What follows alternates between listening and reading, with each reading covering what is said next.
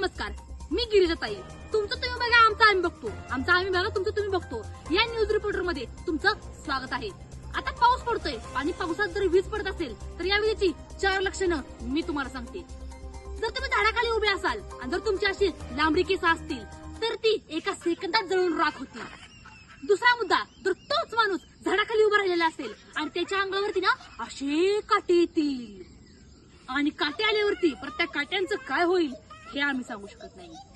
तिसरा मुद्दा, परत जर खरंच जर तुमच्या अंगावर जर वीज पडली, त्या झाडावर जर वीज पडली तर तुम्ही एका सेकंदात राख रांगोळी व्हाल आणि तीच राख बघून तुमच्या अंगाचा सापळा तयार होईल आणि तो सापळा बघून तुमचाच एखादा जवळचा मित्र तिथं येईल आणि अटॅकवर जाईल.